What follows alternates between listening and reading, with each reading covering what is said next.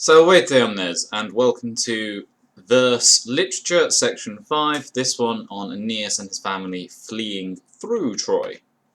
So it starts directly where we left off, where Aeneas has given orders to his attendants, saying where he's going to meet them, hence why the first line is Fatus, having spoken these words, Fatus being a deponent PAP, having spoken these words, I cover over my latos humeros, my broad shoulders, and my subjecta collar, my bent neck.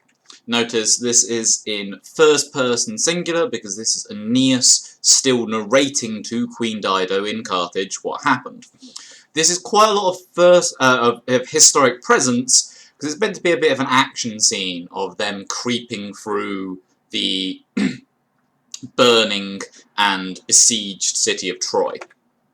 So he covers his neck and shoulders with a veste, a garment, which is the tawny fulvi pelle leonis, the tawny skin of a lion, presumably to make it easier to carry his dad. So his dad's gonna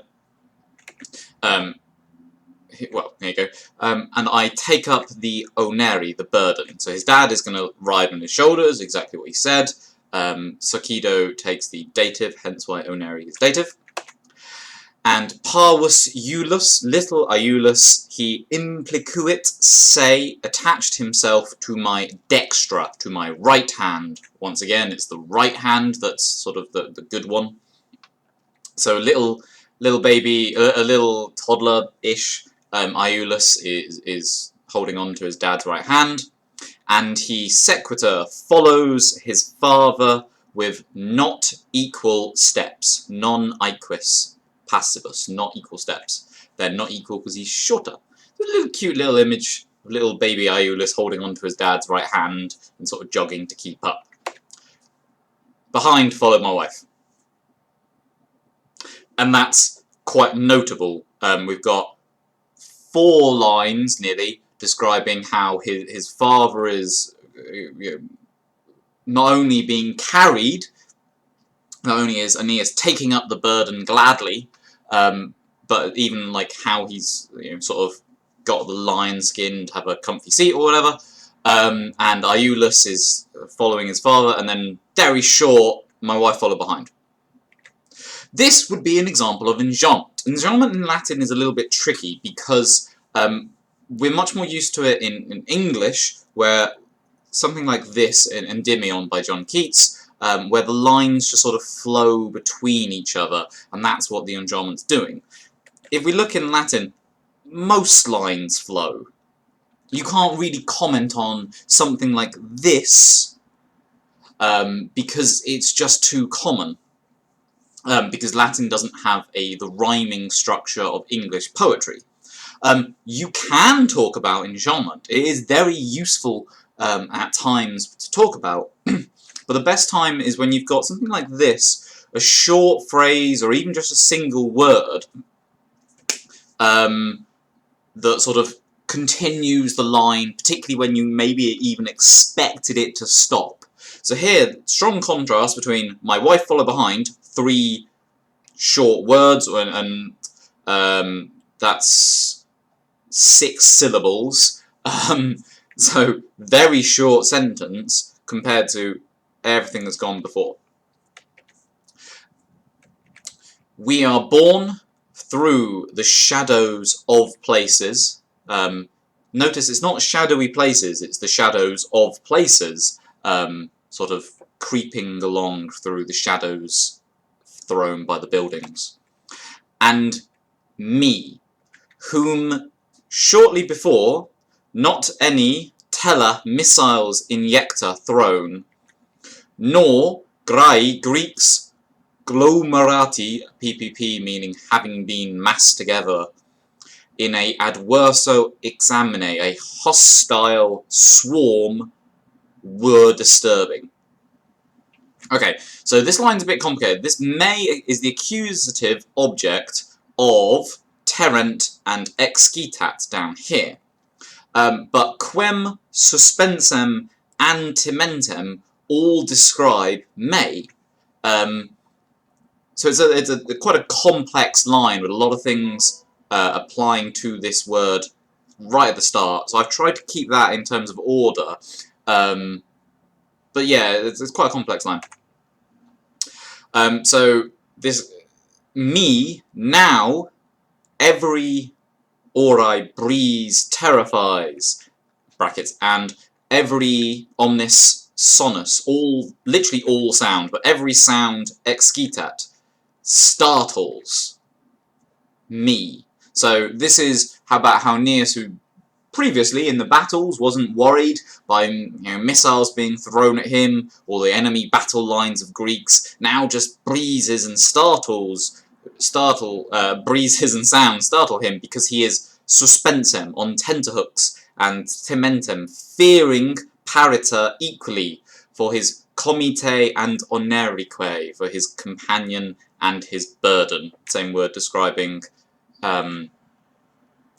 his father Anchises before, and indeed, let little Iulus follow me as a companion. So the same two words, very much applying to Iulus and Anchises. Notice how his wife isn't mentioned at all. And now, I was approaching the gates, and literally I was seeming, but I began to seem to have passed through all the route, the whole route. Cum, when subito, suddenly, the creba sonitus, the crowded sound of feet. Crowded in the sense that it's a crowd of Greeks running at them. The crowded sound of feet, visus, seemed adesse to come to my ears, and my father, looking out, or looking through the shade, "Son, nate," he shouts, or he shouted, "flee, my son," or just son, obviously you've got two vocatives there. They approach. Kerno, I spy, glowing shields and bronze flashing. That order, glowing shields and bronze flashing, is what we call chiasmus. Quite a pretty technique, comes up a fair amount in Latin poetry. We've got that reversal of order. So here it's adjective, noun, noun, adjective. It could be the other way around, it doesn't make a huge difference. But this is the sort of quite dramatic image. His father, or the sort of higher position on his shoulder, sort of points and shouts out, "Oh, I see the Greeks coming," and you're meant to imagine through the sort of shadow with the fires and the flame-lit background, sort of the flashes and glints of bronze through the shadows. Quite meant to be dramatic.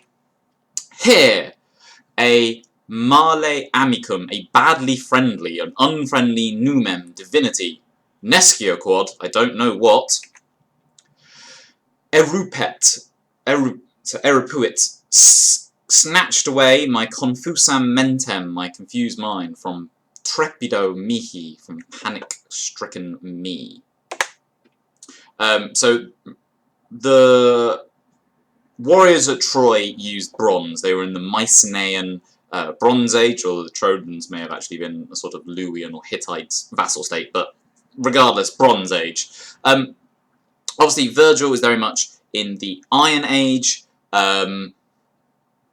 so he's looking perhaps more, as you can see here, the iron spears, although some of these guys are wearing bronze, just to be unhelpful.